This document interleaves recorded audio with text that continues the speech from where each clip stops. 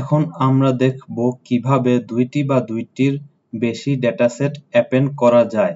Dataset append করতে হলে কতগুলি কন্ডিশন থাকতে হবে। 1 নাম্বার কন্ডিশন হচ্ছে যেই ডেটাসেটগুলি অ্যাপেন্ড করব সেই ডেটাসেটগুলির একই নাম্বার অফ কলামস থাকতে হবে। 2 নাম্বার কন্ডিশন হচ্ছে কলাম নেমগুলা আইডেন্টিক্যাল হতে হবে। 3 নাম্বার কন্ডিশন হচ্ছে সবগুলো ডেটাসেটে একই অর্ডারে কলাম নেমগুলি সাজানো থাকতে হবে। ধরুন এখানে আমাদের 2016 সালের সেলসের একটা ডেটাসেট আছে, তারপর 17 সালের আরেকটা ডেটাসেট আছে, তারপর 15 সালের সেলসেরও ডেটাসেট আছে। এখন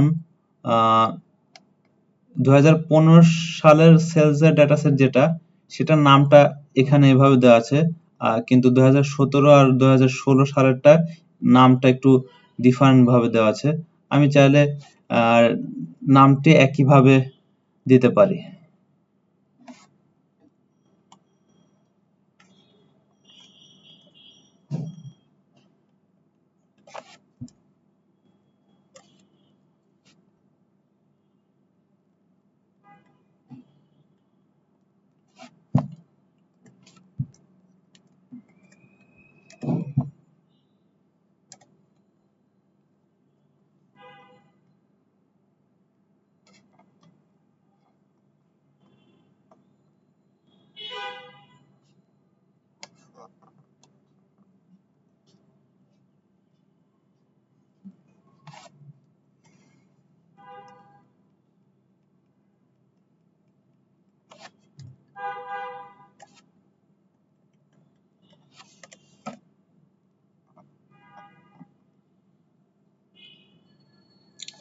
তাহলে 2015, 2017 এবং 2016 সালের সেলসের ডেটাসেটগুলি এখানে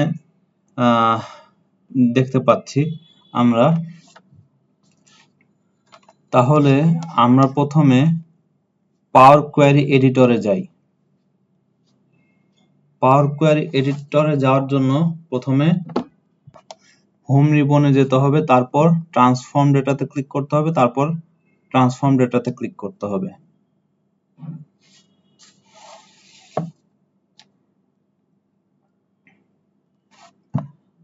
এখন ধরুন আমরা 2015 সালের এই ডেটাসেটটাকে ক্লিক করলাম। এখন এই 15 সালের সেলসের ডেটাসেটটি ক্লিক করা অবস্থায় হোম রিবনে আসলাম। হোম রিবনের আন্ডারে দেখুন এখানে অ্যাপেন্ড কোয়ারিজ নামক একটা বাটন আছে। এখানে অ্যাপেন্ড কোয়ারিজ নামক বাটনটির পাশে একটা অ্যারো চিহ্ন আছে। অ্যারো চিহ্নটিতে ধরুন ক্লিক করলাম। এখানে দুটি অপশন আছে, একটা হচ্ছে অ্যাপেন্ড কোয়ারিজ আর আরেকটা অপশন হচ্ছে append queries as new. Append queries আর অ্যাপেন্ড কোয়ারিজ অ্যাজ নিউ এই দুইটার ডিফারেন্সটা আসলে কি? ডিফারেন্সটা হচ্ছে যে অ্যাপেন্ড কোয়ারিজ যদি দিই তাহলে 2015 সালের টেবিলের ভিতরে 17 সাল এবং 16 সাল অ্যাড হয়ে যাবে, অ্যাপেন্ড হয়ে যাবে। কিন্তু যদি আমি অ্যাপেন্ড কোয়ারিজ অ্যাজ নিউ দিই তাহলে আলাদা একটা টেবিল ফর্ম হবে।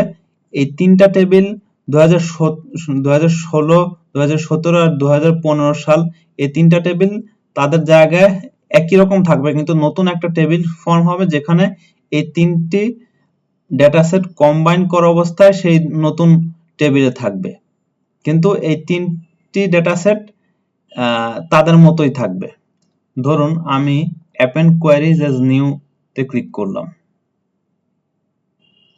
এখন দেখুন append concatenate rows from two tables into a single table, two tables, three or more tables। এখানে আমরা তিনটা টেবিল append করতে চাচ্ছি, তাহলে three or more tables এখানে ক্লিক করলাম। এখন 2015 সালের 2015 সালের সেলসের ডেটা সেটটা অলরেডি সিলেক্ট আছে, এখানে আগের থেকে রয়ে গেছে। তাহলে আমরা 16 সালেরটা অ্যাড করি। 16 এখানে বাম দিকে সেলস 2026 সেলস 2016 এ ক্লিক করলাম, তারপর অ্যাড এ ক্লিক করলাম। এই যে এখানে এসে পড়ল সেলস 2016।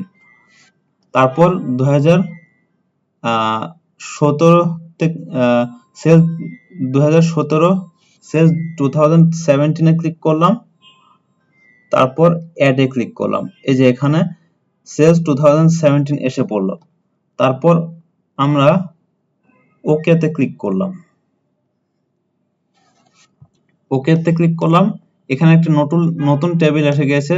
2016, 17 এবং 2015 এই তিনটা টেবিল তাদের মতনই রয়েছে, তবে একটা নতুন টেবিল ক্রিয়েট করা হয়েছে যার ভিতরে এই 2016, 17 এবং 15 তিনটা টেবিল অ্যাপেন্ড করলে যে টেবিলটা হয় সেই টেবিলটি একটা নতুন টেবিল, সে একটা নতুন টেবিল ক্রিয়েট করা হয়ে গিয়েছে। এখন এই নতুন টেবিলটির নাম হয়েছে অ্যাপেন্ড 1। ধরুন আমি এটার নামটা চেঞ্জ করলাম, এটার নাম দিলাম শুধু সেলস।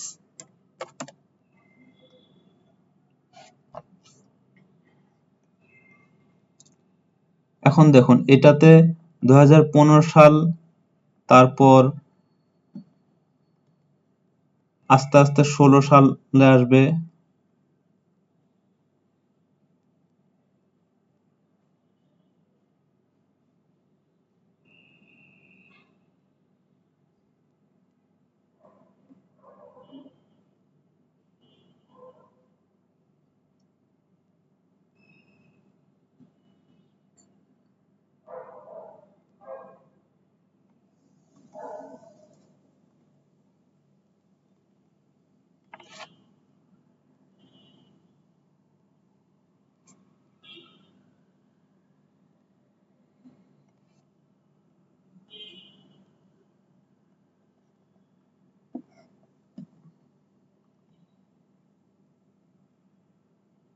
এখানে 2015, 2016 এবং 2017 সালের সেলসের তিনটি ডেটা সেট অ্যাপেন্ড করা অবস্থায় আছে।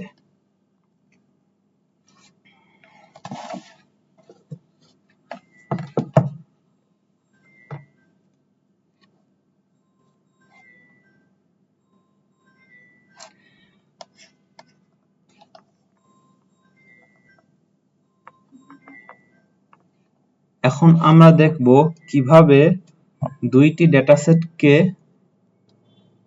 মার্জ করা যায়। এখন অ্যাপেন্ড করা আর মার্জ করা এই দুইটির ডিফারেন্স কি? অ্যাপেন্ড করা মানে হচ্ছে দুইটি টেবিলের সব ডেটা অ্যাপেন্ড করা মানে হচ্ছে দুইটি টেবিলের মানে দুইটি বা একাধিক টেবিলে, দুইটি বা দুইয়ের অধিক টেবিলের একাধিক টেবিলের কি জানি বলছিলাম, এখন অ্যাপেন্ড করা আর মার্জ করা এই দুইটির ডিফারেন্সটা কি? অ্যাপেন্ড করা মানে হচ্ছে ভার্টিক্যালি অ্যাড করা, আর মার্জ করা মানে হচ্ছে হরাইজন্টালি অ্যাড করা। ধরুন এখন আমরা জানবো যে এখন আমরা শিখব কিভাবে দুইটি ডেটাসেটকে মার্জ করা যায়।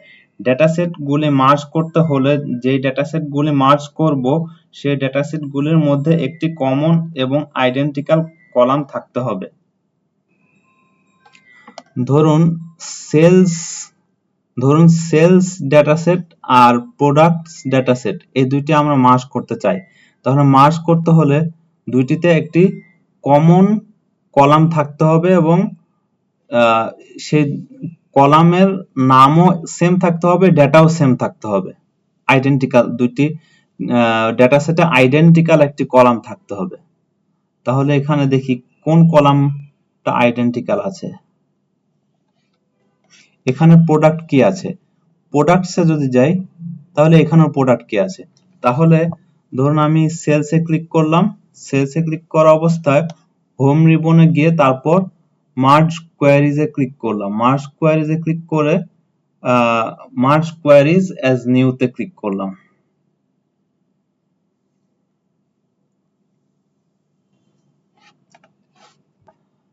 এখন সেলসটা সিলেক্ট করা ছিল, আমি এখন আরেকটা যে টেবিল সিলেক্ট করব সেটা হচ্ছে প্রোডাক্টস।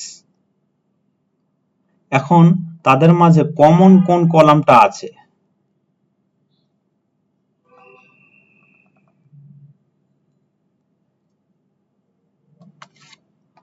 কমন কলাম হচ্ছে প্রোডাক্ট কি।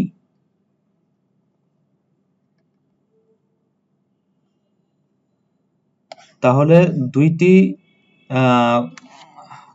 কলাম দুইটি ডেটা সেটে এখানে একটি কলাম কমন আছে, সেটা হচ্ছে প্রোডাক্ট কি। এখানে প্রোডাক্ট কিটা সিলেক্ট করলাম, এখানেও প্রোডাক্ট কিটা সিলেক্ট করলাম, তারপর ওকে দিয়ে দিলাম। এখন দেখি এখানে দুইটি টেবিল মার্জ করার পর এই যে এখানে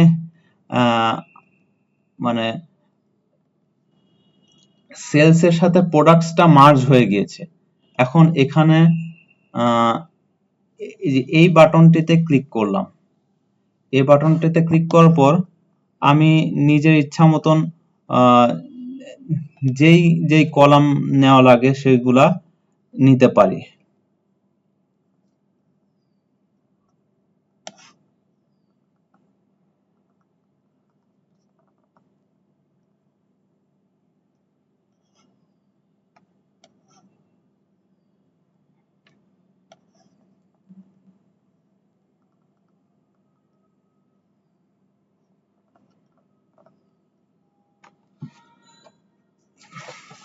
তাহলে আমরা বুঝতে পারলাম কিভাবে দুইটি ডেটাসেটকে মার্জ করা যায়।